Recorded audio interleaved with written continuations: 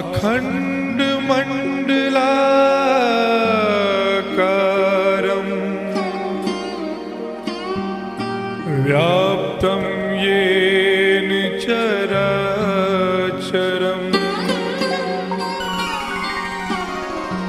तत्पदं दर्शितं येन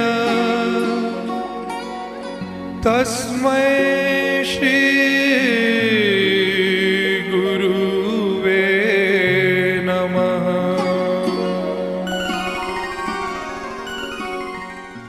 हरि ओम।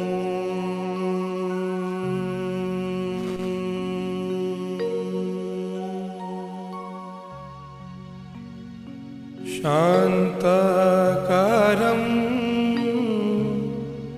भुजगशयनं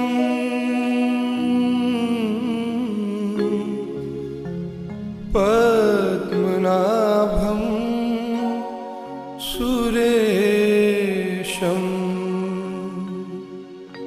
विश्वाधारं गगनसदृशं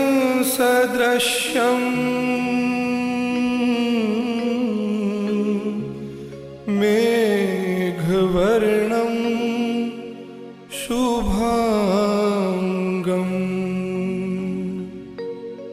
लक्ष्मीकान्तं कमलनयनम्। गुरु ब्रह्मा गुरु विष्णु गुरु देवो महेश्वरा गुरु साक्षात परब्रह्म तस्मै श्री गुरुवे नमः। हमें एक सत्य मार्ग पर लगाने या हमें आगे बढ़ सकता हूँ और इस संसार का मार्गदर्शन कर सकता हूँ और यह करते हुए ही गुरु जी आगे बढ़ते हुए आए और गुरु जी ने यह मार्गदर्शन में किया। गुरु जी सामान्य गृहस्थ में जोधपुर के छोटे से घर में स्वयं घर बनाकर गुरु जी कभी सुना करते थे। जो जी मुझे भी अच्छी लगा कि एक बार वो कहते कि करेंगे कि पहली बात जब हम पाकिस्तान से जिस छोटे से गांव से मेरे माता पिता जोधपुर आए, हम रेगिस्तान से आए और जोधपुर में रहने लगे। मैं पढ़ाई किया, मेरी कमाई जब मैं ट्यूशन पढ़ाता था और मुझे ऐसा लगा कि मुझे क्या करना चाहिए, तो मुझे पता है पहले दिन मैंने तेज प्रकार से साइकिल खरीदी थी और पूरे जोधपुर में मैं साइकिल पर घूमता था। उस खुशी का जब मुझे याद है, मैं आज कार में पेड़ पे भी घूमता हूँ, लेकिन ये वाला नहीं ऐसा मेरे कमाई पर साइकिल पर घूमता हूँ। गुरु जी के वो वचन भी आज भी याद है। तब हमें पता चलता है कि गुरु जी किस तरह अपने को साधना मार्ग पर लाते हुए उन्नति के पथ पर बताते हैं। जैसा आज हम कहते हैं कि हम ऐसे गुरु जी हमारे पास वो नहीं है, तो गुरु जी ने कहा कि गृहस्थ कराया सिद्धार्थ का योगी मेरे पास सारे चमत्कार थे, देवताओं की बुलाने की शक्ति थी, लेकिन उनके सामान्य गृहस्थ बता रहा हूँ। और आपको भी आप कहीं ये न कहें कि मेरे पास कोई महिमाओं को कोई चमत्कार करते दिया हूँ। मैं साधनाओं को करते हुए किया हूँ और साधनाओं के पास कुछ मतलब बताया है और तुम्हें भी कोई बात का बोल कर रहा हूँ। ऐसा कोई तुम्हारे पास बैठ के चमत्कार नहीं बताया। गुरु जी के वचन लेकर मैं चलता हूँ। बहुत से लोग मुझे भी कहते हैं, मुझे भी लगता है कभी ये सारा ये सब कुछ है। कभी गुरु जी को बोलकर 3-4 साल के लिए जंगल में चला जाऊँ, अच्छी तरह साधनाएं करते रहूँ, ये सब सारी चीजों को लेकर कहाँ तक बैठूँ। लेकिन फिर गुरु जी आ जाते हैं, कहते नहीं मैंने तो तुझे जंगल में रहकर जो करना है वो मैं कार्य बता दिया, तो वो घर में बैठ कर सकता है और इस संसार में झूठते हुए तो करेगा तो महान। मैं तुझे ऋषि परंपरा सिखा रहा हूँ, सन्यासी परंपरा नहीं सिखा रहा, छोड़कर भागने की प्रक्रिया नहीं सिखा रहा, संसार से भागकर डरने की प्रक्रिया नहीं सिखा रहा, तुझे वो प्रक्रिया सिखा रहा हूँ कि सभी को लेकर चलने की प्रक्रिया सिखा रहा हूँ। और गुरु जी के वो वचन जब याद आते हैं तो मैं फिर साधना वहाँ पर लग रहा हूँ। ये गृहस्थ बनकर मैं सिद्ध होकर बताऊँगा, गृहस्थ बनकर मैं वो कार्य करूँगा जो ऋषि ने किया। कोई ऋषि सन्यासी नहीं था, हर ऋषियों को 10-10, 50-50 भार्याएं थी और हजारों संतानें थी और वे अपने जंगल में रहकर एक विशिष्ट रूप से जिए।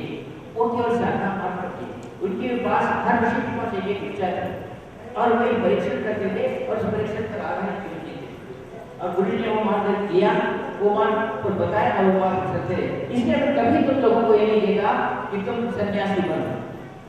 तो गृहस्थ बनो तो योग्य गृहस्थ बनो।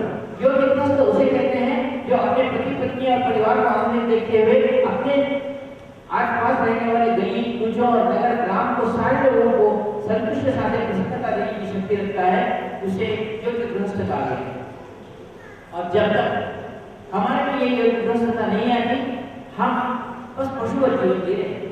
पशु है, अपने लिए जैसे अपना खाना खा दे देता है, जाके गली कुचे में किसी भट्टी में सो जाता है या कहीं भी सो जाता है, उसका जीवन वहां से खत्म। फिर खाना भूख लगे, फिर खाने के लिए ढूंढता है, फिर खाना खा के फिर सोने के लिए ढूंढता है, और उसके ऊपर हम मानव जो ज्ञानी है उसके ऊपर नियंत्रण करते हैं। यही बात आपको भी हो रही है। जब तक आप पशुवत जीवन जी रहे कि आपको आपका खाना खा सोना याद है, तो लोग तुम्हारे ऊपर हावी हो जाएंगे, बोलेंगे तुझे खाना दूंगा तो मेरा काम कर, तुझे सोने के लिए घर दूंगा तो मेरा काम कर। उस पशु में और तुम्हारे में कोई फर्क नहीं है जब तक तुम नौकरी करते हो। नौकरी का अर्थ क्या होता है? 9 प्रकार का करना। 9 प्रकार का करना क्या क्या होता है? किसे नौकरी कहा गया या नौकर किसे कहा गया? वो नौकर का क्या है? नौकर में ये है, तुझे संतान पैदा करने के लिए पैसा चाहिए, पति को चलाने के लिए पैसा चाहिए, घर चलाने के लिए पैसा चाहिए, तेरे को कपड़े डालने के लिए पैसा चाहिए, तुझे इस संसार में 4 लोगों में कुछ भी शुभ कार्य करने के लिए पैसा चाहिए। ऐसे हमारे पास हमारे शरीर से 9 ग्रहों के लिए 9 कार्य करने पड़ते हैं। सुनने के लिए, आंखों से देखने के, सुनने के लिए अच्छा लगा रेडियो खरीदो, देखने के लिए अच्छा लगा टीवी खरीदो, बच्चे अच्छी लगी शादी कर लो, बच्चे अच्छी लगी उसके पीछे पड़ो। ये सारे अपने लिए 9 काम करते रहते हैं, और हम उन काम करने के लिए जब किसी के पास जाते हैं तो वो तुम्हारे पास सौदा करता है, तेरा एक काम करूंगा, मैं तुझे पैसा देता हूँ, कर, उसे नौकर कहा गया। हम इस नौकरी से कब बाहर आते हैं? कब बाहर आते हैं? जब हम साधना को योग दीजिए। हम हमारे गुरु को चाहते हैं, गुरु के पास हम नौकर नहीं है, गुरु के पास हम गुरु के पास हम वो साधक हैं इस संसार में। गुरु में नौकर रूप में नहीं लिखता। गुरु कहता है कि तू मेरे पिता में कैसे तुझे जिया जाता है और 10 लोगों को कैसे जीने की प्रक्रिया है मैं सिखाता हूँ। ये गुरु का कहना होता है। गुरु के पास हम नौकर नहीं है। और अगर मैं आज कहूँ तो मैंने उस गुरु के पास वो कार्य मैंने सीखा है। एक दिन मैं नौकर था, आज नौकर नहीं हूँ, आज शिष्य हूँ और गुरु का कार्य करके जी रहा हूँ और आपके साथ जी रहा हूँ, आपके साथ गृहस्थ बनकर जी रहा हूँ, मैं नौकरी नहीं कर रहा।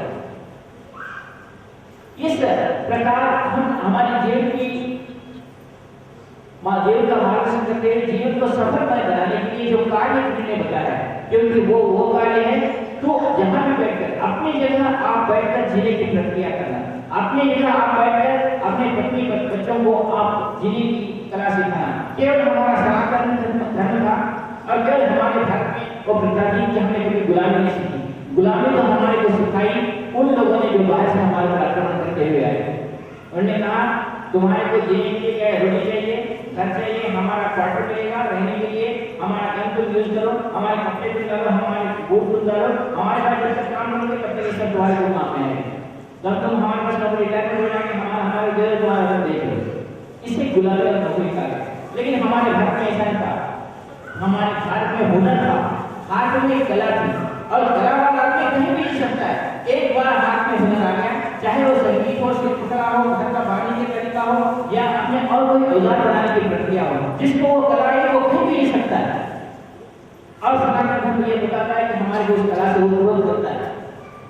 सनातन धर्म में नौकरबाजी नहीं, नौकरबाजी तो बाद में आक्रमणकारी ने हमें नौकरबाजी सिखाई और हम नौकर बने।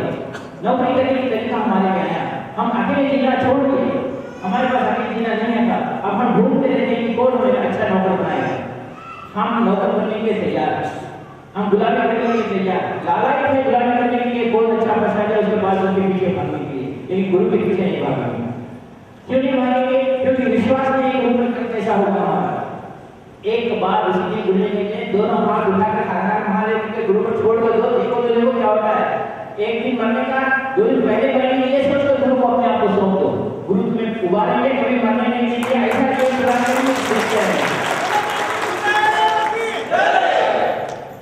तुम्हारे में जब तक वो शक्ति नहीं आती कि अपने आप को गुरु को सौंपने की शक्ति जब तक नहीं आती तब तक तो हमारे अपने जीवन को चिंतित बनाए रखते हो। चिंता तुम्हारे जीवन को खाए रहती है। कल कैसा होगा, कल क्या होगा, मेरे बीवी बच्चों का क्या होगा, कल मैं कैसे जीऊंगा। अरे तुम कभी छोड़ के आए, अब थोड़े लोग छोड़ के आए, ऐसा गुरु ने कहा। बस क्या पूरे भव्य वस्त्र पहन ले, बस हमारा अल्लाह मालिक है, हम तो सब कुछ छोड़ के सन्यासी हो गए। अरे था तेरे पास था क्या कुछ छोड़ने के लिए? गुरु जी कहते हैं कि तेरे पास था क्या? करोड़पति था? नहीं था। जिसके पास जो कुछ नहीं होता, बीवी मारने लगती है, बच्चे गालियां देने लगते हैं, तब वो कहता है मैं छोड़ के आया। तेरी जिंदगी को देख के तेरे को छोड़ने के पास तेरे पास कुछ नहीं है, उन लोगों ने तेरे छोड़ दिया है। धन ने तेरे छोड़ा, बीवी ने तेरे छोड़ी, बच्चे छपड़ा, तब सन्यास करके लंगोट पहना है, तब कहता है अपने आप को मैं सन्यासी हूँ, और उसे सन्यास नहीं कहा जाता। सन्यास उसे कहा जाता है कि तेरे पास सब कुछ हो और तू छोड़ सके, तेरे में करोड़ रुपए की कमाई करने की शक्ति हो। मुझे आज भी गुरु का और याद गुरु जी कहते हैं ये तो जोशी को देख रहा है ना, ये रोज तुम्हारे भटकने वाले भिक्षा मांगते के हाथ में फिल्म लेकर घूमते हैं, चलो तुम्हारा कल्याण होगा, मेरे 10 पैसे डालो। अरे तेरा कल्याण जो कर, हमारे 10 पैसे में तो हमारा कल्याण करने वाला है, हमारे को रुपया डालो तेरा कल्याण होगा, तेरा कल्याण कर लेना, ये हमारे अंदर से कल्याण होता है हमारा ये कैसा। जोशी उसे सन्यासी नहीं कहते, सन्यासी उस मर्द को कहते हैं, उस पुरुष को कहते हैं जो अपने आप को करोड़ों रुपए कमाए और कहने कि मैं इसे छोड़कर जा रहा हूँ, वो मर्द है। पहले कमाए, पहले बताया मैं इसे कर सकता हूँ, जिस दिन वो करेगा उस दिन कहेगा कि मैं छोड़ के जा रहा हूँ, वो सच्चा पुरुष है, वो ऋषि है। और वो ऋषि जब तक हमारे में नहीं आएगा तब तक हम इस संसार में जैसे आज गुलाम बनकर है, उस दिन गुलाम नहीं थे, आज नौकर के फर्क उतना ही है। हम आज भी उभरे नहीं, साधना में हम आगे बढ़ेंगे। शिष्य और गुरु की परंपरा में जितनी श्रेष्ठता है, शिष्य और गुरु की परंपरा में जो प्रेम है, शिष्य के और गुरु के साथ रहने में जो मजा है, जो आनंद है, आप एक बॉस के नीचे काम करने में देखो तो क्या फर्क नजर आता है, आपको पता चल जाता है। एक मालिक के नीचे काम करने का और एक गुरु के साथ काम करने का। आज मैं गुरु के साथ रहता हूँ, आप मेरे सारे आश्रम वासियों को या जितने भी आज 1 महीने से यहाँ मैंने उनको बुलाया हुए काम करते रहे हैं, उनको सभी को कड़ी धूप में खड़े रहकर काम करते रहे और आप उनको उठाकर पूछो कि क्या वो नौकर बन के काम कर रहे थे या मालिक बनकर, उनको एक बार पूछ लो। ये उनका आश्रम है, मैं कभी भी मेरा आश्रम नहीं था और कहूँगा नहीं। किसी ने ये अनुभव किया कि मैं नौकर है, किसी ने वो अनुभव किया कि हम कष्ट कर रहे हैं? क्यों नहीं होता? क्यों? क्योंकि यहाँ गुरु का प्रेम कोतरों से यहाँ बहता है। तुम्हारा दिल कहता है कि यहाँ गुरु आने वाले जितने भी लोग हैं, मेरे को एक ही कहता था, यहाँ जो आएंगे वो बारिश में भीगेंगे नहीं। आज देखो फिर हम शुरू कर दिया, कल तक धूप थी, आज फिर बारिश में अपना प्रभाव बनाना शुरू कर दिया। क्यों? क्यों जानता है ये जोशी को हराने की बात नहीं है, वो कहेंगे कि इन लोगों को लेकर चले जाएंगे।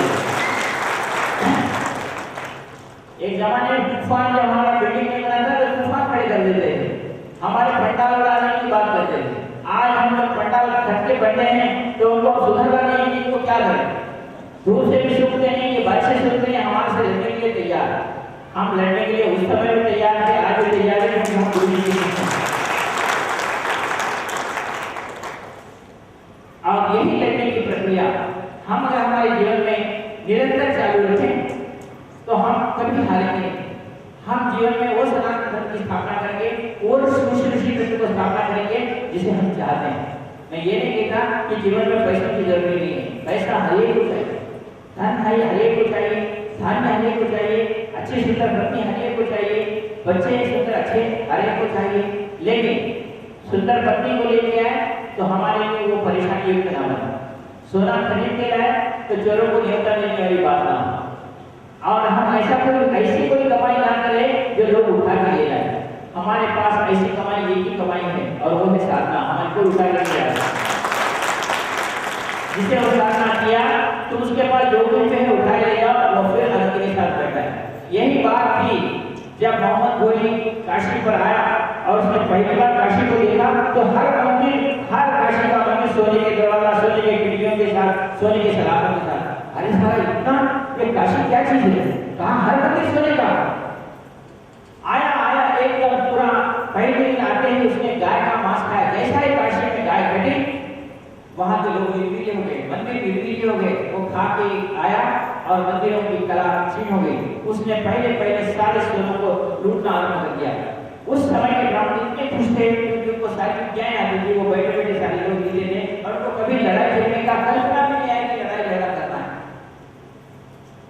आप ही देखो एक कुटुंब में पत्नी बच्चे प्रेम के साथ जी रहे हैं, सब कुछ अच्छा हो रहा है, सब अच्छा चल रहा है, फिर पिताजी कमा रहा है, माँ बाप बहुत प्रेम के साथ बच्चों को पाल रहे हैं, माँ बाप बच्चे अगर माँ बाप को नमस्कार कर रहे हैं, प्रेम के साथ बात कर रहे हैं, चलो पिताजी सब चल रहे हैं। लेकिन गलती से अगर बच्चा गलत दोस्ती में चले गया या गलत बहू के घर में पदार्पण किया तो वहां से कलह जो आरंभ हुआ, उस घर का डिसीजन जो बढ़ा तो वो लोग अलग अलग निकल के बच गए। माँ का प्रेम नहीं रहता, वहाँ हर एक बात स्वार्थ की बात शुरू हो जाती है, तुमने मेरे लिए क्या किया, मैंने तुम्हारे लिए क्या किया, और वह कलह का बीज जब उत्पन्न होकर चलने लगता है, हमारा सारा संसार बिखर जाता है। और हमारे बारे में यही हुआ, जब काशी में मोहम्मद गोरी आया, उसने देखा कि वो जब मारने काटने लगा तो वहाँ के थोड़े लोग जो स्वार्थी पुजारी थे उन्होंने कहा तो हमें मत मार, तू ये सोना उठा के ले जा, मंदिरों का सोना उठा के ले जा।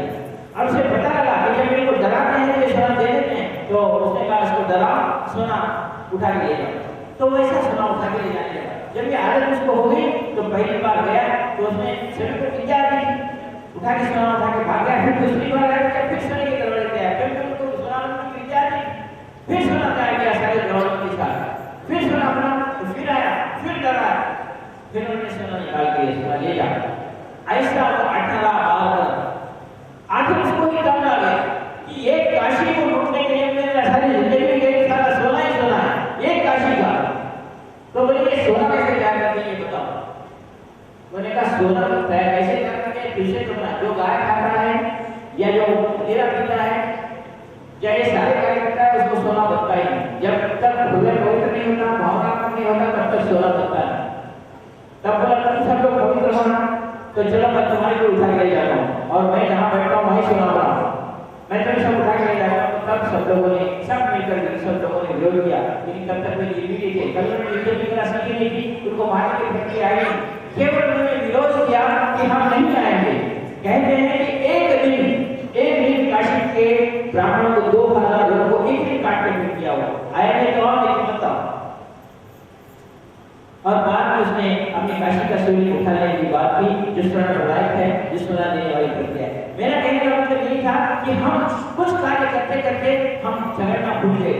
जब हम हमारे बीवी बच्चों प्रेम के साथ रहते थे तो कोई ऐसे झगड़ा करने वाला अंदर आता है तो हम प्रेम भूल जाते हैं, हमारे को प्रेम में बिछड़ता हुआ चीज नजर आता है। अपने घर में कोई ऐसा आदमी आ गया जो अपने प्रेम को बांटते हुए देखता है, उस दिन हम कुछ नहीं कर सकते, क्योंकि हमने देखा ही नहीं कि ऐसा विरोधी व्यक्ति हमारे घर में आएगा, तब हमारे को दुख होने लगता है, तब हम ना उसका विरोध कर सकते हैं, क्योंकि हमने केवल प्रेम को ही देखा है, विरोध को नहीं देखा। ऐसा ही हमारे साथ की स्थिति हुई। आज भी हमारे पास यही स्थिति चलती है। तब गुरु कहते हैं कि तुमने तो ही गलती की। सनातन धर्म में कहता है कि तुम सारे क्रियाओं में कौशलता प्राप्त करते रहो, तुम्हारे सारे कार्य में तुम्हारे पास कुशलता होनी चाहिए। अगर राक्षस आता है जिसको मारने की शक्ति तुम्हारे में होनी चाहिए, राक्षस होते ही हैं, दुष्ट होते ही हैं। अगर तुम उस विद्या को नहीं सीखोगे तो तुम्हें लूट लेके जाएंगे लोग। तुम्हारे पास तुम्हारी रक्षा करना है तो तुम्हें ये विद्या आनी ही चाहिए। यही बात बता रहे, ये बात बताते सभी लोगों ने कहा कि अब आगे क्या करना है। देवताओं को भी जब लगा कि हम सब कुछ यहाँ प्राप्त करते हैं, सोना है, अमृत है, हमारे पास सब है, लेकिन राक्षस इतनी तपस्या करके उग्र हो जाते हैं कि हमारे सारे चीजों को आकर लूट ले जाते हैं, हमारे सिंहासन को, हमारे को सबको लूट ले जाते हैं। तब सभी लोगों ने प्रार्थना की कि ऐसा कुछ होना चाहिए कि हमारे ऊपर ये संकट आए नहीं, संकट हमारे ऊपर आए नहीं, हम इस संकट से रहित हो जाए, हमारे पास जो है उसे कोई लूटे नहीं, हमारी शांति, हमारा प्रेम, हमारा दोस्त, ऐसा कुछ ना हो। इसके लिए क्या करना चाहिए? बहुत विचारों में सभी देवताओं ने जाकर माँ सती को, शिव जी को, ब्रह्मा को, सरस्वती माता, सावित्री को और विष्णु महालक्ष्मी को, सभी को प्रार्थना की।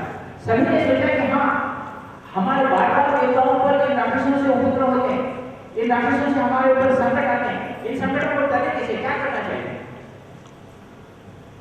तब शिव जी की प्रार्थना हुई और शिव जी ने कहा कि इसका कोई ना कोई उपाय सोचेंगे। माँ सती के साथ बैठे थे तो सती ने कहा राक्षस तो राक्षस है, वो तो आएंगे, तुम उसका कोई बिगाड़ नहीं सकते, क्योंकि तुम भोलेनाथ को जो भी प्रार्थना करते तपस्या करते उसको मत दे देते हो, संकट तो आएगा, उसको सावधान बनाते हो। अगर तुम तुम्हारे हाथ दुश्मनी करने वाले को तलवार करना सिखा दोगे तो वो तो तुम्हारे हाथ ऊपर ही हाथ हो जाएगा। जैसा भस्मासुर को वर दे दिया था भगवान शिव जी ने, उसने उठाकर उनका हाथ पहले तुम्हारे परीक्षा करता हूँ बोला। तो हे शिव जी, तुम इतने भोले हो कि तुम राक्षसों को वर तो दे देते हो, बाद में हमें भस्मा होता है। शिव जी बोले अरे बात ये बात सही है कि मैं वर देता हूँ, तो अभी तुम्हारे को ब्रह्मा ने कहा, विष्णु ने कहा तुम क्या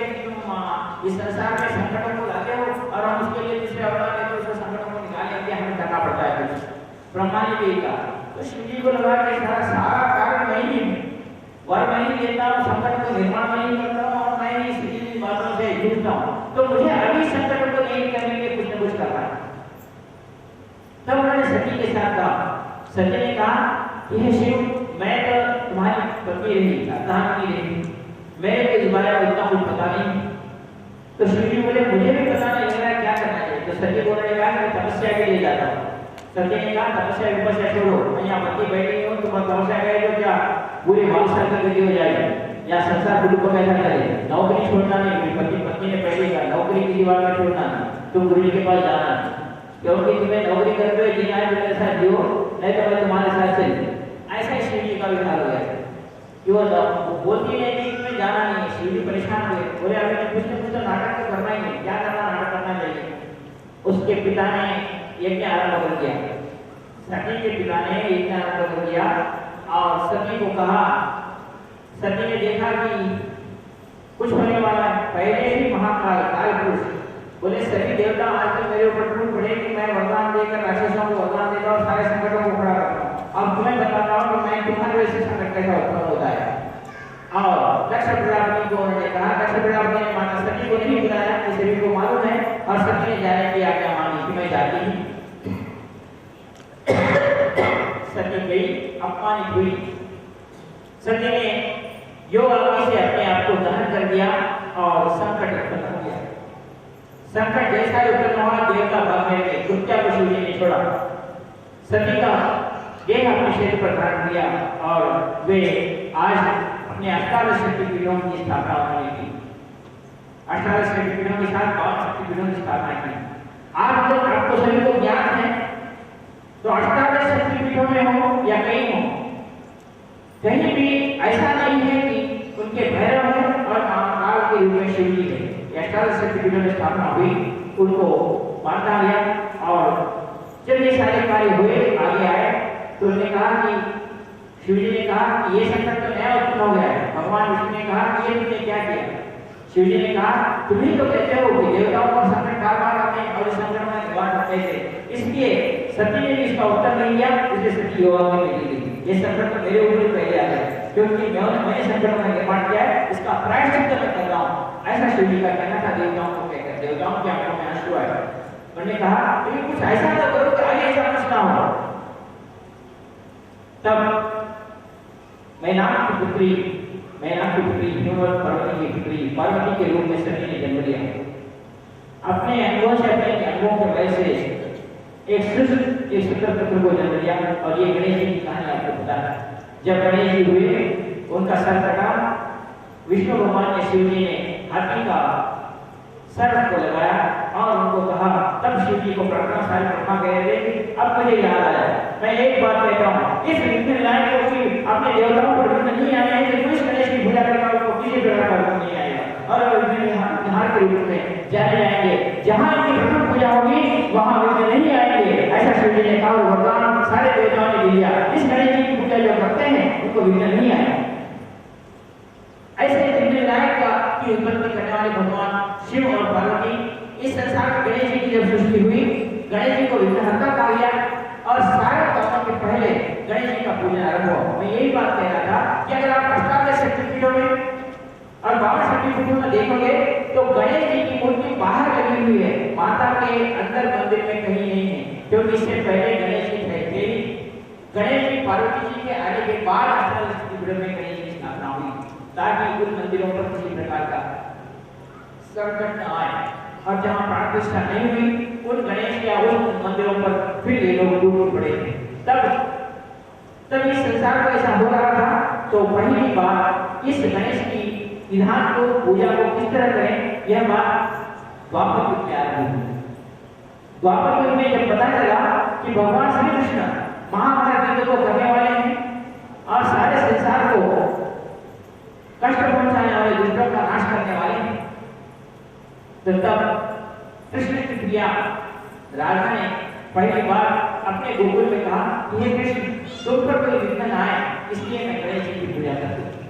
गणेश जी की पूजा इसलिए करती हूँ कि तुम्हारा परिवार जितना भी हो, तुम जहाँ भी कार्य करो, तुम्हारे शरीर को खर्च भी ना आए, तुम्हारे साम्राज्य में दरिद्रता जहाँ तुम बैठे हो वहाँ धन हो, ऐश्वर्यवान हो, वहाँ कितने भी संकट है सारे संकट टले। ऐसे ही इसके गणेश जी की प्रार्थना करती हैं और नाना रत्नों के साथ बड़े सिंहासन के साथ राधा देवी ने भगवान कृष्ण से प्रार्थना की और कहा कि अश्विन नवरात्रि के दिन बाद में जो दशमी से चतुर्दशी तक आते हैं उसमें मैं राधा गणेश जी का पूजन करती हूँ। एक विशेष रूप से गणेश जी का पूजन करती हूँ जिस कारण गणेश जी को चिंतामणि गणपति कहा गया है। जो चिंता करते हो कि मेरा कैसा होगा, उन चिंताओं का हरण करने वाले गणेश जी का पूजन उसकी सूची में करती हूँ, ऐसा माता राधा ने कहा। और गोकुल में आज तक तुमने देखा होगा कि जब तक भगवान श्री कृष्ण अपनी गोपिकाओं, अपने अष्टभाग्याओं और वृद्धों के साथ थे, कहीं आपने ऐसा नहीं सुना कि संकट आया करना चला हुआ, क्योंकि राधा देवी की पूजा ही ऐसी थी। पूरे महाभारत युद्ध में कहीं भी आपने कृष्ण के ऊपर कोई एक बाण का वार हुआ, कृष्ण को खून निकला, ऐसा कभी नहीं देखा। क्यों? क्योंकि राधा देवी ने पहली बार गोकुल से सारे देवताओं को गोकुलवासियों के साथ भगवान गणेश जी की पूजा की और एक विशिष्ट मंत्र के साथ। कहते हैं जिस गणेश जी की पूजा जिस राज्य में, जिस घर में और जिस देवताओं के साथ जिस चिंतामणि गणपति की पूजा होती है, उस घर में उसके चिंता रहकर जिसने पूजा संपन्न की है, आज दशमी से लेकर इस अश्विन पूर्णिमा तक के बीच में जो इस गणेश जी की पूजा करता है, उनके घर में कभी संकट आते हैं और संकट आए हुए चल जाते हैं। और यह पूजा करना माता राधा देवी ने किसी को कहा कि ये केवल एक दिन और एक घंटे की विधान है। उन्होंने गणेश जी का जो आराधना की, उस गणेश जी ने उस आराधना से संतुष्ट होकर राधा देवी को कहा कि राधा यह रास्ता किसी को नहीं बताना, तुम जब भी मंत्रों का इस चिंतामणि गणपति के सामने पूजा करोगी, उस घर में मैं कहता हूँ जब तक तुमने जिसकी भी पूजा की है उसका जिंदा रहने तक उस घर में संकट नहीं आएंगे, और उस घर में पूजा होगी तो उस घर में किसी प्रकार का विघ्न नहीं आएगा, किसी प्रकार की मृत्यु होगी, तो तुम्हारे घर में ऐसा चिंता का विषय बनेगा ही नहीं कि कल क्या होगा।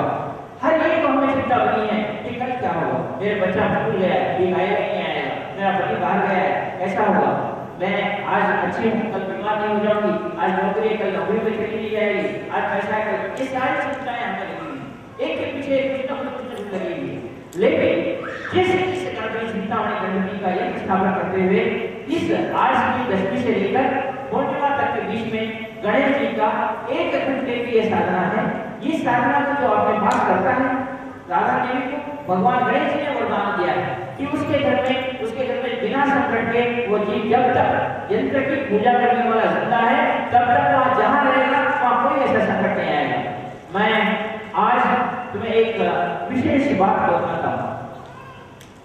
विशेष बात इसलिए कहता हूँ, मैं इसे विशेष बात इसलिए कहता हूँ कि मेरे जीवन का अनुभव बता रहा हूँ। मैं चिंतामणि गणपति का प्रयोग आज से कम 20 साल पहले किया, 20 साल पहले, और मैं दावे के साथ कहता हूं आज मैं जहां चिंतामणि गणपति का मंत्र आरंभ करके मैंने पूजा की है, मेरे 20 साल में मेरे आंखों के सामने मरते हुए किसी को नहीं देखा, छोटे से छोटी चीज को भी मरते हुए नहीं देखा, कोई मरा। मैंने सारे साधकों को ऐसे जंगल में ले गया जहां पीछे शेर घूमते हैं।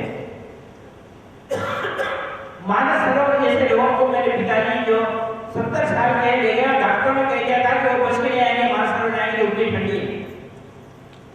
लेकिन मैं ये दावे के साथ कह सकता हूँ कि मेरे माता पिता को तो कुछ नहीं हुआ, मेरे साथ 92 लोग गए थे, सभी लोग वापस आए, फिर 16 लोग यहाँ बंगाल से, पश्चिम बंगाल से आए थे और उनकी हालत इतनी पतली हो गई कि उसमें 2 लोग मर गए। शंकराचार्य जा रहे थे, बीच में नेपाल से वापस आ गए। सभी लोगों ने मुझे कहा कि वहां तक जा नहीं सकते, मैं सब 92 लोगों को गया और आया। आज मैंने तीर्थधाम की यात्रा की है, चारों धाम की यात्रा की है, जंगलों में घूमा हूँ, रात में 11 बजे ऐसे जंगल में कल्याण में ले गया हूँ कि जहाँ आप सब लोग देखते रहे, मेरे माता पिता के साथ, मेरे बेटियों के साथ गया हूँ, मैं किसी को इतनी खरोच चाहिए। मैं दावे के साथ कह सकता हूँ जिसने चिंतामणि गणपति का प्रयोग किया है और वो अपने साथ रखता है, उसके सामने कोई संकट आने में उसके सामने कोई मरेगा ही नहीं।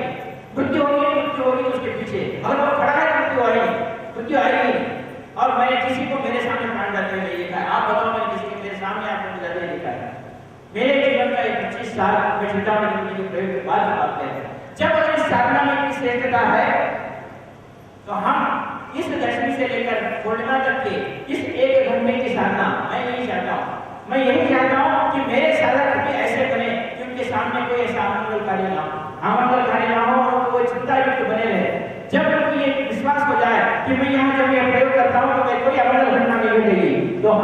हम निश्चित हो जाते हैं, आनंद के साथ यूनिटी करते हैं, आनंद के साथ शिविर को देखते हैं। लेकिन शिविर में बैठे और भीड़ याद आ रही है, नौकरी याद आ रही है, तो शिविर का क्या मजा है?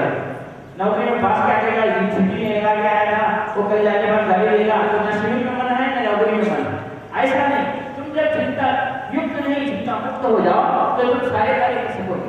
और यह जो कार्य है, इस चिंता में गणपति की साधना जो करता है, उसको किसी प्रकार की चिंता नहीं मिलेगी। इस चिंता में की साधना को जो साधना केवल 5 माला की चिंतामणि गणपति को सामने रखकर उसकी पूजा करता है और यंत्र को ध्यान करता है, उसके जीवन में वो जब तक करता है, वो जो साधना, मैं एक बात याद रखना, वह जो साधक साधना करता है, वो जहां भी जाता है वहां अमंगल नहीं होता, अमंगल नहीं होता, वो जहां खड़े रहता है, मरने वाला जो जीता है वो जब तक खड़ा है। अब ये बात अलग है, इसको मरने देता है, इसको वैसे खड़े रहता है तो वो मरेगा ही। अब ये बात वैसा कोई खड़े रहता है कहते हैं आपको पता है, लेकिन ऐसा अमंगल कार्य घड़ेगा नहीं, ऐसा होगा नहीं किसी दुष्टता जिससे हमारे को कोई ऐसा दुख का कार्य हुआ हो, ऐसा होगा नहीं। चाहे मैं आज भी कहता हूँ, मेरे से बात का भाई हमारा भाई कहाँ था, मैं आपको इतनी भी बात कहता हूँ, हम सुबह 5 बजे 4 धाम यात्रा से निकले और हम जब दिल्ली में उतरे तो हमें मुंह धोने का भी समय नहीं था और हमें ट्रेन चढ़नी थी। हम उतरे और मेरे साथ थे 60-70 लोग, सभी लोग इस गड़बड़ में कि हम ट्रेन में चढ़ना चाहिए, ट्रेन में चढ़े और ट्रेन ऐसी कि एक बार वहां से छूटी तो सीधा नागपुर में रुकी, सुबह दिल्ली में आरंभ हो जाएगी वहां की। और ऐसे संकट समय में मुझे फोन आया कि तुम्हारा भाई सीरियस है, मुझे कम से कम चिंता में गणपति का मंत्र बोलने के लिए मैं मुहूर्त पूरी तरह नहीं गया था। और जैसा ही ब्रश लेकर मैं बात करूं, ट्रेन से नहीं सुनते ट्रेन आरंभ हो गई, नागपुर तक आए।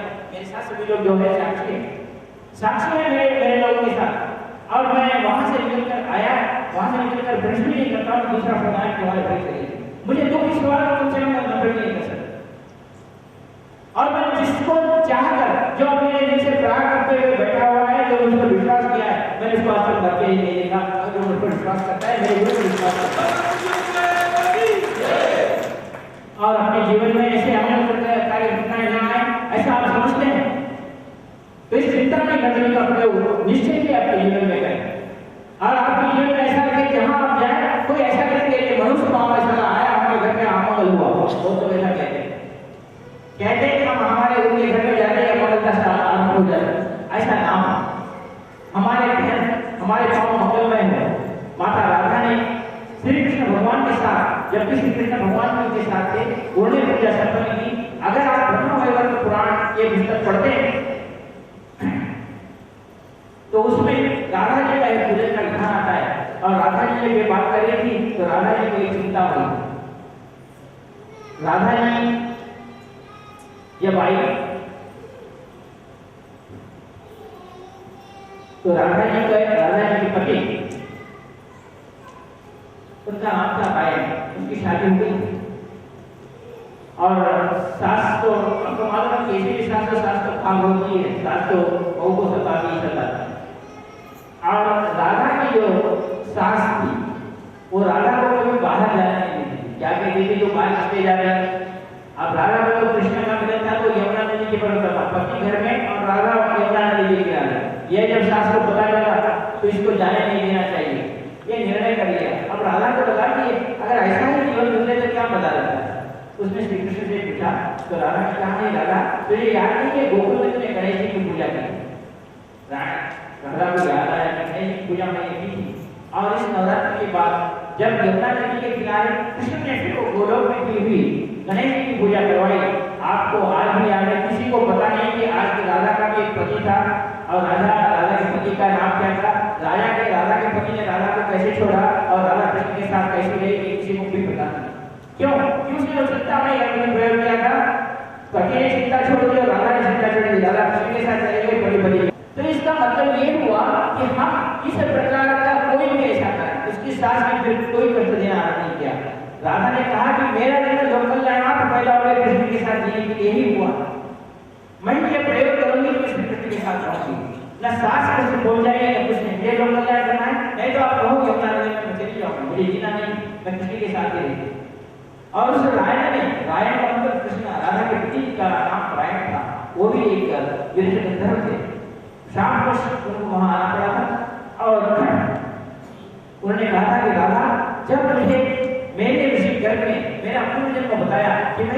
47 के घंटे में तुझे कष्ट पहुंचाया था और भगवान से वरदान तेरे हाथ में लेकर शपथ खाई थी मैं तेरा पति बनूंगा, हर जन्म में इस पति बनने के लिए इस जन्म में भी पति बन के आया। लेकिन यह बात गलत है। गलत मामले कहते हैं कि अगर मैं तेरा पति बन के रहूंगा तो मैं योग कल्याण नहीं कर सकूंगा। मैं मेरे ऋषि के अनुसार मैं तुझे कहता हूं तू स्वतंत्र है, तेरी जगह मैं स्वतंत्र रहता। तो डाइवर्स नहीं था, डाइवर्स रहता तो डाइवर्स पटिशन चलता था, डाइवर्स नहीं था। दोनों में मान्यता था, दोनों में मान्यता ली और कृष्ण राधा के साथ रह गए और चिंताएं हटी।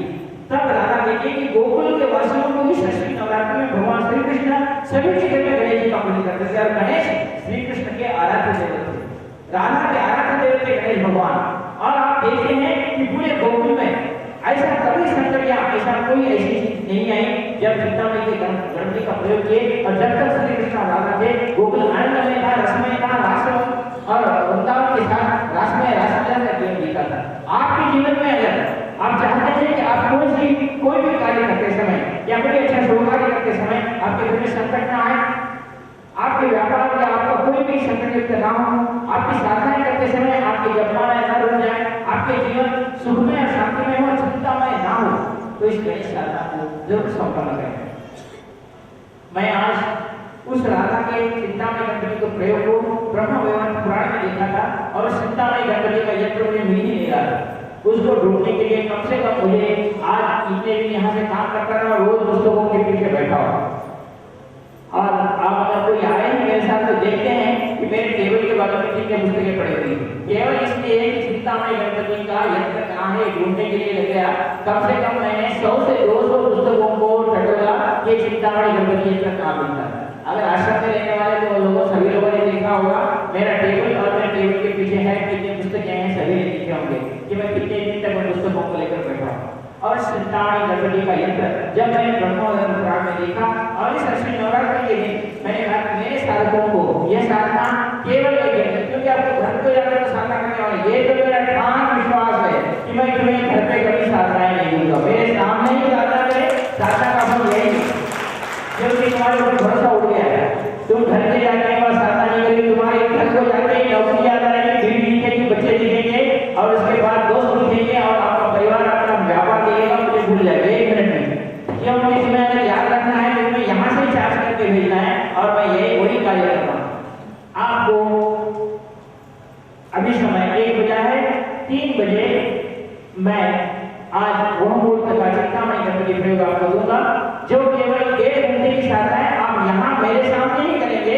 आज श्री गणेश से आरंभ करने वाली यह साधना आपकी जीवन की सारी चिंताओं को मिटा दे, यह कहते हुए इस चिंतामणि गणपति के साथ आपकी साधना का कार्य आरंभ करेंगे।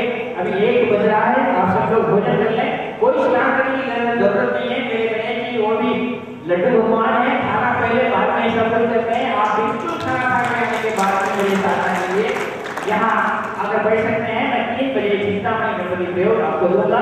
आप सब लोग भोजन करके फिर यहाँ आ जाए, क्योंकि बहुत लोगों का फोन आ रहा है कि गुरु जी कल रामनवमी थी, हमें गाँव में रामनवमी करनी पड़ती है, बहुत परंपरा से आ रहे थे हम, और उन सभी को करते हुए आज मेरे बच्चे की परीक्षा 12 बजे तक है, 1 बजे खत्म हो जाएगी। यहाँ पर ऐसा चल रहा है। अब महाराष्ट्र में तो आप जानते हैं पानी की कैसी किल्लत है, इन सभी को देखकर सभी लोग 3 बजे में आने की बात कर रहे थे। उन सभी को याद दृष्टि में रखते हुए 3 बजे चिंतामणि गणपति का प्रयोग कर लिया है। माता जी के हाथ से करवाऊंगा। तो आगे की बात ये कि हम इस चिंतामणि गणपति के प्रयोग के बाद श्री गणेश करते हुए आगे का जो कार्यक्रम करना है, क्योंकि मैं इसलिए चाहता हूँ कि कम समय में हमें तो अब याद है 1000 साल हम जिएंगे तो 100 साल के 40 साल में सीधी मारते चले गए, कहीं नौकरी करते हुए, कहीं पट्टी के पीछे, कहीं बच्चे के पीछे, कहीं बस के पीछे, रोज बस में आने जाने नौकरी करते हुए, कहीं साइकिल मोटर पर चले गए, जीवन पूरा आधा पर बीत गया देखते देखते। अब रहा ऐसा आधा जीवन इसमें कुछ न कुछ करें, तो उस जीवन में आधा दिन सोने में चले गया। अब बचे कितने 4 घंटे, 4 में गुरु को याद करते, आपको याद करते आप ही का काम करता था, ऐसा बोलते बोलते 2 घंटे गुजर गए, रहे 2 घंटे, वो 2 घंटे में यहाँ से आने तक ही 4 घंटे गुजर गए। अब उस पूरे दिहाड़ को देखा जाए तो पूरे में 3 दिन गुरु पूर्णिमा के 3 दिन मिलते हैं, और ये 3 दिन की मैं साधना दूँ तो जाके साधना डब्बे में पड़ जाती है। मैं नहीं कहता वो साधना यही हो, यही करे। मैं आपको 3 बजे चिंतामणि गणपति का प्रयोग जिस प्रकार राधा जी ने किया था उस तरह उस राधा जी का गणपति का प्रयोग करवाऊंगा। उसके बाद आपकी जीवन की विशेष साधनाओं की प्रक्रिया आरंभ होगी। दूसरी बात, मैं इस बात ठान लिया है कि आपको खाली हाथ नहीं भेजूंगा। अपने पूरे भारत में सदाशिव पद्धति के अनुसार, पंचकोशों के अनुसार, पंचेंद्रियों के अनुसार इस संसार में 7 पंचमुंडी आसन है। पंचमुंडी आसन का होता है कि 5 मुंड एक जगह हो जो संसार में अपने जीवन निर्वाह के लिए, अपने कार्य को साधने के लिए काम में आते हैं। ये 5 मुंड कौन से कह गए हैं? पहला मुंड है कोला।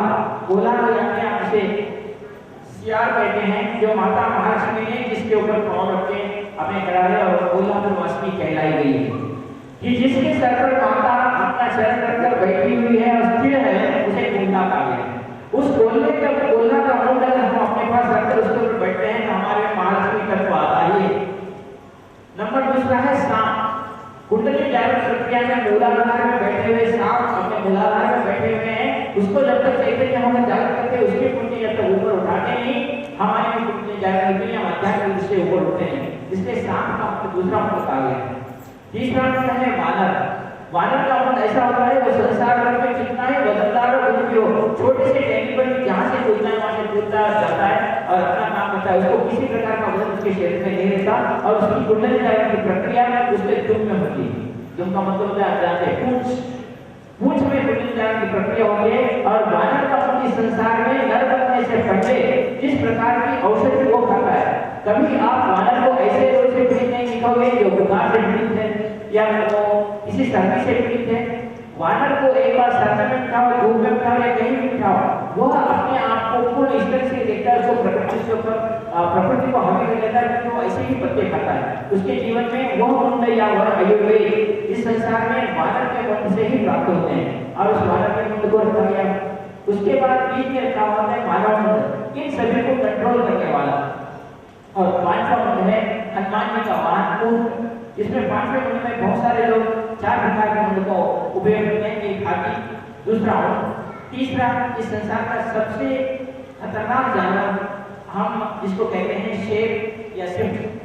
इन दोनों के मुंडों को रखा जाता है। अभी लोग को वास्ता नहीं लगा कि सिंह और शेर का मुंड, चाहे वो ऊंट का मुंड तो ले लिया है। तो ये पंचमुंडी आसन पर जो बैठकर अपनी साधना केवल 5 मिनट के लिए आपके राशि या आपके अक्षर जन्माक्षर के साथ या आपके चालू व्यवहार के साथ उस मंत्र का उस आसन पर बैठकर अगर 5 मिनट भी मंत्र करना, आपकी जो भी इच्छा पूर्ण करता है वो अपनी इच्छा पूर्ण होगी या नहीं उसी समय रिजल्ट मालूम हो जाता है। और इच्छा पूर्ण होने के लिए क्या करना चाहिए, ये भी बोलते हैं तुम्हें प्राइम मिनिस्टर भी होना है। आज तक कहता था तो ऐसी इच्छा मत बोलो कि प्राइम मिनिस्टर होना, पर आज से मैं कहता हूँ प्राइम मिनिस्टर होना, बोलो उसके ऊपर इस जन्म में अगले जन्म प्राइम मिनिस्टर होगी क्या नहीं, क्योंकि ये तुम्हारे पर आधारित है। हमारे संसार में केवल 7 जगह ही पंचमुंडी आसन है और नवमुंडी आसन 3 जगह, एक काशी में, दूसरा मानसरोवर के पास और तीसरा सिद्धाश्रम में। नवमुंडी आसन की स्थापना गुरु कृपा होगी तो हमारे आश्रम में करेंगे या नहीं करेंगे। आज तो पंचमुंडी को सिद्ध किया हूँ और आपके सामने महामाया के सामने पंचमुंडी का आसन 4 गुणों के साथ रखा हूँ। अगर आप कहेंगे कि 4 गुण का काम क्या है, तो माँ दुर्गा देवी जिन असुरों को, जिसको शिव जी ने वरदान प्राप्त करके जिनको दिया था, जैसे महिषासुर, भस्मासुर, रक्तबीज और हिरण्यकश्यप, ऐसे 6 राक्षसों का टोली है जिन राक्षसों को भगवान ने जीवंत होकर माता की शक्ति से किया था। उन चारों का हवन आरंभ होकर उन चारों को स्थान करते हुए उन देवता माता को शक्ति को ये प्रार्थना करते हैं कि हम इन सभी पर जीत करें। महिषासुर का मतलब है क्या है, ऐसे के साथ पड़ा हुआ है, हमें फिर को दुर्न बोलना पड़ता है, जो आलसी व्यक्ति होता है उसे भैंसा कहा जाता है। तो इस मुंड को महिषासुर वाला कहते हैं, तो हमारे में वो आलस से चला जाता है। कोल्हा क्या हुआ है, बहुत ही होशियार और होशियार जानवर, कभी वो किसी को मारता नहीं। शेर को क्या करता है, जाके उकसाता है कि यहाँ एक आदमी है, उसके पीछे शेर को भागने गिरता है, उसको वहां तक ले जाके आपको गायब हो जाता है। फिर शेर जब उस शेर को खाता है, शेर को खाने का बचा हुआ खाता है। ये किसी को कोल्हा मारता है, दूसरों के यहाँ से मरवाता है, खाता है, इतना होशियार है। अरे दूसरों के यहाँ से पैसा कमाता है और अपना लूटता है। ये कोल्हे का, इसको जित्तुलमारी नक्का बोलते तेलुगु में, जित्तुलमारी नक्का बोलते बहुत होशियारी के साथ काम करने वाला, उसका मतलब भी बहुत श्रेष्ठ कार्य है। और सांप इस संसार का ऐसा मन है जिसके ऊपर कभी कोई भय नहीं चढ़ता। मैं चढ़ता नहीं, अपने आप की शुद्धि खुद कर लेता है, क्योंकि उसके शरीर में ऐसा रस है जिसके साथ शुद्धिकरण होता है। उसका मन धारण करने पर उसके ऊपर साता है आपके कितने भी अपवित्र हो, आपकी कुंडली जाएगी और अशुद्ध हो जाएगा। और ऊंट के वाहन को केवल हटा दिया है, उसे वीर साधना कहा गया। इतने शक्तिमान हो कि तुम्हारे ऊपर शत्रु हावी नहीं होता। उसके ऊपर साधना करने वाले को, जिसको हनुमान जी ने अपना वाहन बनाया। आप दर को तो जानते हो, जो इन सभी को कंट्रोल करके अपने ऊपर चलता है, उसे दर कहा गया है। और ऐसा दर जिस दर के बारे में मैंने रखा है वो किसका मतलब है मैं अभी नहीं बताता, आखिरी में अगर मेरी गुरु कृपा हुई तो बताऊंगा, जिसके ऊपर आज विराजमान होकर आप हमारा साधना करेंगे। 5 मिनट भी आपको उसके ऊपर बैठाकर आपकी अगर इच्छा व्यक्त की और आपकी इच्छा व्यक्त नहीं हुई तो मैं यहाँ बैठने का कोई अर्थ नहीं, गुरु बनने का अर्थ नहीं है। और जरूर होगा ही होगा, ये मैं बात कर रहा हूँ कि 8वां पिंड की आदमी स्थापन हुआ है। और इसको पूर्ण रूप से परमानेंट रूप से स्थापन करने के लिए मैं जगह ढूंढ रहा हूँ, अगर पूर्ण हो गया तो उसकी स्थापना मैं जरूर करूंगा।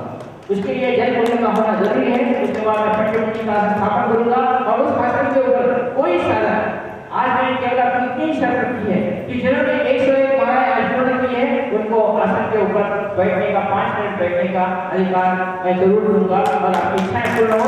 यही इच्छा, यही समझ के मैंने इस पंचमुखी आसन की स्थापना कल रात में की है। और आप खाली हाथ किसी चेन में से ना जाए, ये मेरी इच्छा है। आने वाला कल हम और कितने दिन रहेंगे, कितना दिन करेंगे और क्या करेंगे। आज तक की साधनाएं मैं घर पे देता रहा और आपको फैन के नीचे बैठ कर साधना करता रहा। आज चारों तरफ अपनी में 5 मिनट के लिए बिताता हूँ और देखता हूँ कि आप कितने साधक हैं और आपकी इच्छाएं पूर्ण करें। मुझे ये कभी ये ना कहे कि हमारी साधना पूर्ण नहीं हुई, हमें सिद्धि नहीं मिली। आपकी सफलता के पीछे मैं दौड़ रहा हूँ, आप मेरे साथ दौड़ो, सफलता में दूंगा। आप मेरे साथ दौड़ते हुए चलो, मैं आपको सफलता देने की प्रक्रिया करता हूँ और कर रहा हूँ। मैं कभी आपको पीछे हटने नहीं दूंगा। आप मेरे साथ हैं तो मेरे जीवन के अंतिम क्षण और अंतिम सांस तक मैं आपको साधनाओं के मार्ग पर ले चलूंगा और आपका सुख ही मेरा सुख समझूंगा। सब लोग कहते हैं, चाहे मैं उस्मानाबाद के साधकों को कष्ट दिया हूँ या वाराणसी के साधकों को कष्ट दिया हूँ या यहाँ के साधकों को, भूख के साधकों को, बहुत सारे लोगों को, और पर्टिकुलरली हमारे अष्टामण के राजू और नागराज दंपति को खड़े रहने पर बेचारा पाँव का दर्द भी हो तो खड़े रह के कार्य करता रहा, धूप में कार्य करता रहा। आपको उड़ीसा के बारे में तो मत पूछो, उड़ीसा के साथ जो है वो तो आग में कूदने के लिए तैयार है। मैं कहूँ तो मनोज 1 मिनट में कूद जाएगा, कहो कहूँगा कि तू यहाँ कूद जा, प्रेम को कहूँगा कि कूद जा तो कूद जाएंगे। लेकिन मैं कूदने के लिए नहीं कहता, क्योंकि मुझे पता है कूदने के बाद मेरी परेशानी ज़्यादा हो जाएगी। तो मैंने इन साधकों को जब ऐसा तैयार किया है, मैंने ये भी बात सुनी, हमारे जितने भी गुरु भाई हैं या अपने गुरु हैं जो डॉक्टर नारायण श्रीमान गुरुदेव जी को या स्वामी विवेकानंद जी को मानते हैं, उन सब गुरु परंपरा में एक सभी में एक बात है। वो बात ये कहते हुए नहीं आते कि एक बार अनिल कुमार ऋषि से जुड़ा हुआ साधक वो या तो उसके साथ जुड़ के रहता है या तो किसी के साथ जुड़ता नहीं, जुड़ा तो उसके साथ किसी के साथ जुड़ता है।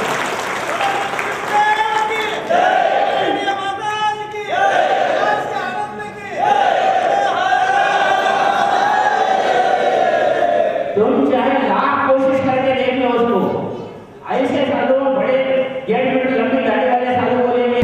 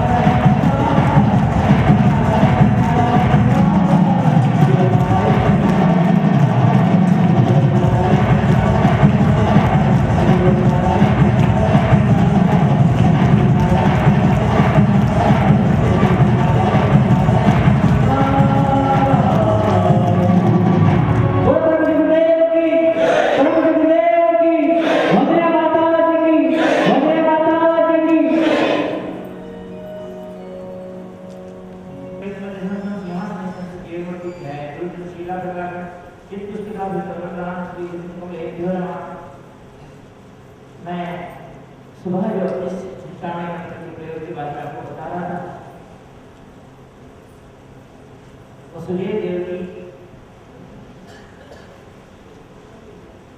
पूर्व जन्म के कश्यप राजो अदिति हैं, जिन्होंने भगवान विष्णु को अपने गर्भ से जन्म लेने की प्रार्थना की थी। और जब प्रार्थना कर रहे थे तो भगवान विष्णु ने कहा कि मेरे दर्शन प्राप्त करने के लिए ही लोग हजारों साल तपस्या करते हैं। हे ऋषि कश्यप प्राप्ति और अदिति, आपने कैसे समझ लिया कि मैं आप मानव रूप धारण करें और मैं आपके कोख से जन्म लूं? क्या ऐसा है? ये कितना बड़ा होगा, कैसा होगा? ये कैसे पूर्ति हुई? तो उन्होंने कहा कि हाँ, आप कहीं भी कौन सी भी ऐसी साधना, कौन सी भी ऐसी तपस्या हो, हम उसके ओर करने के लिए तैयार हैं, लेकिन हमारी इच्छा है कि आप हमें पुत्र रूप में प्राप्त हो।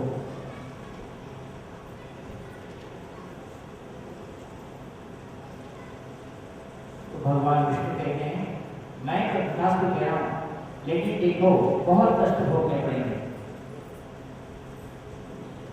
तो वसुदेव देव ने कहा, आप हमें वरदान तो दो कि आप हमारे वंश से जन्म लेंगे, हमारे वंश में जन्म लेंगे।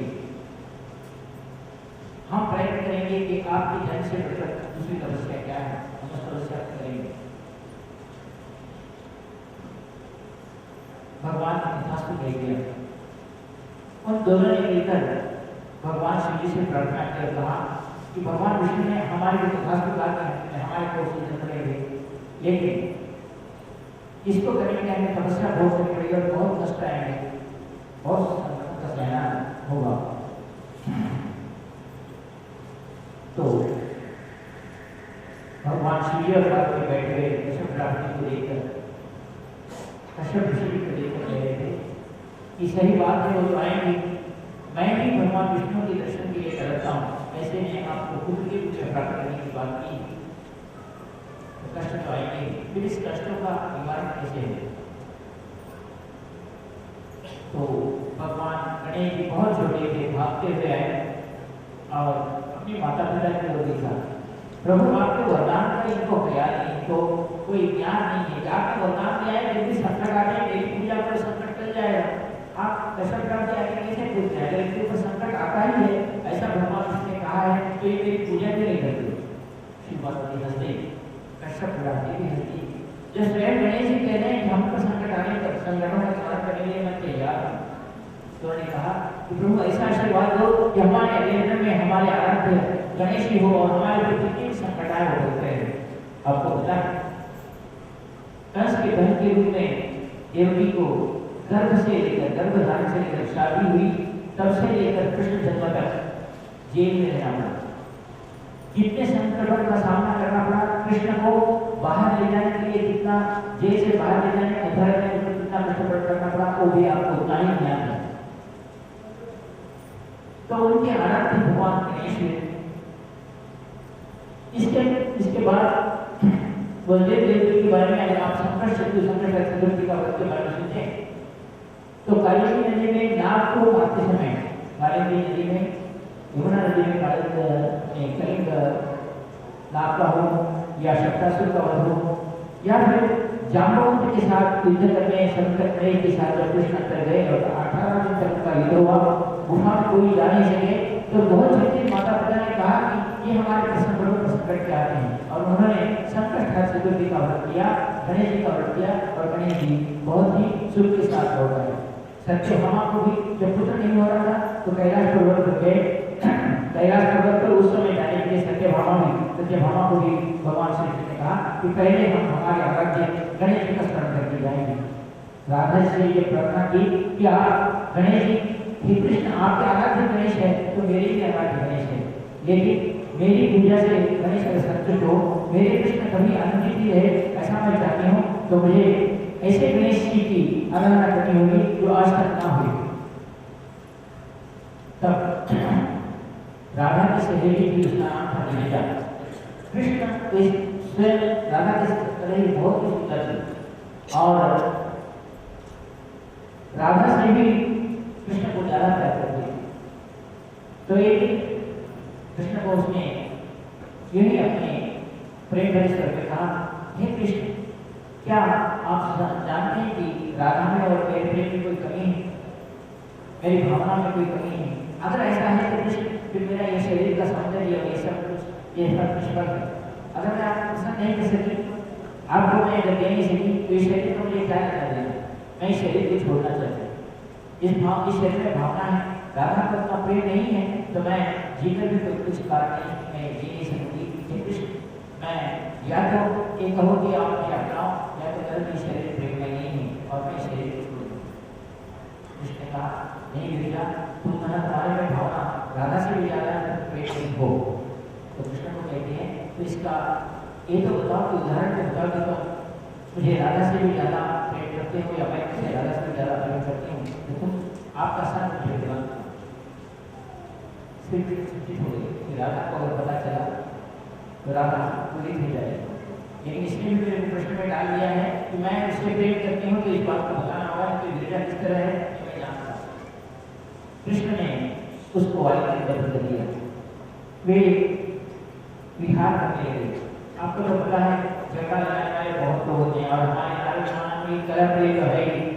उन्होंने चांस ही देखा, बस राधा जी के पास भागते हुए गए। अरे बोले राधा जी आपका खेल खत्म। बोले क्या है? बस खेल खत्म हो गया, मैं जा रहा हूँ। अरे बोल तो सही, क्या खेल खत्म हुआ? नहीं राधा जी, बस आप 10 दिन जीते हो। बोले किस बारे में? आपके कृष्ण आपके साथ नहीं है? राधा का मेरे कृष्ण मेरे साथ नहीं है। नहीं भाई, वो बोलना नहीं चाहता, देखो मेरे को अपने दोनों में झगड़ा लगाना नहीं। बोल तो दिए, झगड़ा लगा दिए, जो चीज बोलना था तो वही बोल दिए, अब तो मुझे झगड़ा लगाना नहीं। राधा ने बहुत सोची रही, नारद में नमस्कार करते हुए जो है सीधा सीधा बोल, नहीं भाई कृष्ण ने लेके मुझे अनावश्यक रूप से उनका मुंह धोना पड़ेगा, तुम्हारा भी धोना पड़ेगा, मैं ये बात नहीं कहता कि बस आपका ठीक करना। राधा तो चिंतित हो गई, ठीक करना क्या बोल रहा है, हुआ क्या है तो बोल। मैं बोलता नहीं हूँ, एक बात मैं बता देता हूँ जरूर। आप यहाँ से सीधे से निकलो और जब भंडार नाम का वही गोकुल में, बस वहाँ जाकर आप देखो क्या हो रहा है, फिर मुझे कहना कि एक बात मैं आपको कह देता हूँ कि ये बात मैंने आपसे ये ऐसा मत बताओ। राधा बिना अपने कुछ पहने बिना अपनी सखियों को चलो सब लोग भंडार को भागो, चलो चलेंगे, क्या हुआ? ये नारद कुछ कहता है। नारद के कहने का विचार भी नहीं किया, और भंडार को भाग की खड़ी हुई तो नारद को लगा, अरे बाप रे, मैंने तो बड़ा बहुत बीज बो दिया है, राधा जाएगी, भस्म हो जाएगा पूरा संसार, क्या होगा? नारद अपने अदृश्य से पहले भागे। राधा से पहले भी भगवान कृष्ण और रुद्र की मारवाड़ी और ताली बजाई उससे। कृष्ण कहा कि बोले ये तो नारद की ताली सुनाई दे रही है। कृष्ण भागते हुए जा रहे हैं, सारा तेल खत्म हो गया। कृष्ण भगवान अब तो बस राधा जी पूरे गुस्से के साथ भागते 30,000 रुपयों की साथ आ रही है। तो क्या हुआ? बस कृष्ण ने ये घटना सुनाया था आपकी, अरे तुम्हें बैठने जाने बैठना था, ये बात थी। उसके साथ एक कृष्ण बोले गिरिजा भाग, तेरी और मेरे फैक्ट्री राधा भागते हुए आ रही। गिरिजा राधा का क्रोध जानती, राधा को जानती थी, और वह जाकर भागकर बहुत छुपकर ब्रह्मा के पास जाकर खड़ी हुई, और ब्रह्मा को कहा राधा को पता चला तो मुझे भस्म कर देगी और मेरे को कृष्ण का योग सहना पड़ेगा, कुछ करो।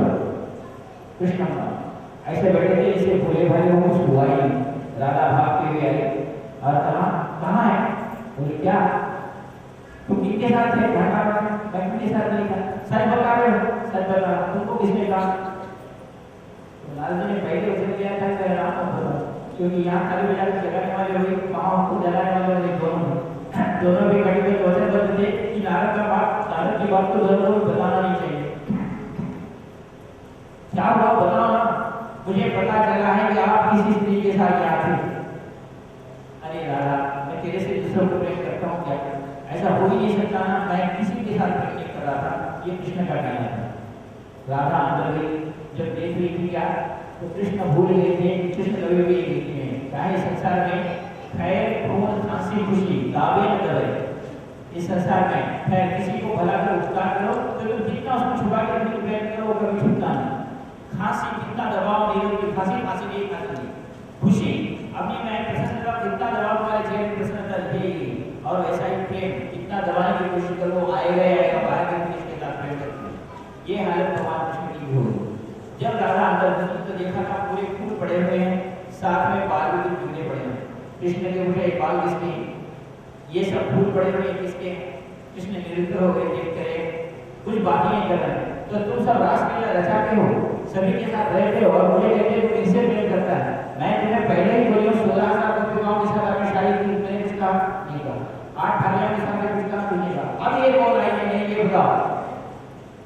भगवान कृष्ण कहने लगे मेरे को नहीं मालूम थे, वो अब तुम्हें कहूँ वो कह रहे थे कि मैं बस राधा हूँ कहकर ही मेरे पास आया, तो आप मैं राधा हूँ कहते राधा ने मान लिया, माया में आप जीतेंगे और राधा बोली और आप मान गए। बोले भाई राधा है तो राधा ने मान, मैं अकेला था, राधा ही आई समझा, पूरी सुबह दूसरी तरह आ रही थी, मैं समझा तू ही आई। बोले तुझे तुम्हें मेरा शब्द कोई पसंद नहीं होता, कोई स्त्रिया के राधा है कि एक दिन तो आप उनके साथ रहेंगे। भगवान कृष्ण को प्रश्न लगा कि किसी और कैसे समझाऊं, समझने की बात नहीं है। कृष्ण ने कहा मैं तुझे क्या कहूँ क्या बताऊँ, तो तेरी सहेली जो तेरे साथ लेकर सौंदर्य की उपासना जिस भगवान के साथ की, उस भगवान सौंदर्य की उपासना करने वाली वह मेरी सहेली विद्या थी। और उसमें इस प्रश्न का प्रकार इस प्रश्न हो गया, इसने सब सच बता दिया। अब राधा को और कहा कि विरेजा कहाँ है, तो उसे पता चला कि विरेजा ब्रह्मा के पास बैठी हुई। वो ब्रह्मा के पास गई और ब्रह्मा को श्राप देने वाली थी, तो ब्रह्मा ने देखा कहा राधा इस संसार में कृष्ण ही ऐसे मोहन व्यक्तित्व है जिसको देखने पर हर व्यक्ति मोहित होता है। उसमें विरेजा एक क्षण के लिए मोहित हो गई, उसमें गलती क्या है। तो राधा को लगा कि हाँ विरेजा की गलती नहीं, गलती तो कृष्ण की, इसने क्यों ये साथ। तो अभी राधा को लगा कि जाके कृष्ण को श्राप दूं, और वो यही विरेजा को बताए कहाँ। विरेजा छत्तीस के बाहर आए, बोले सखी तू इतने दिन के साथ थी मैं भी तुम्हारे साथ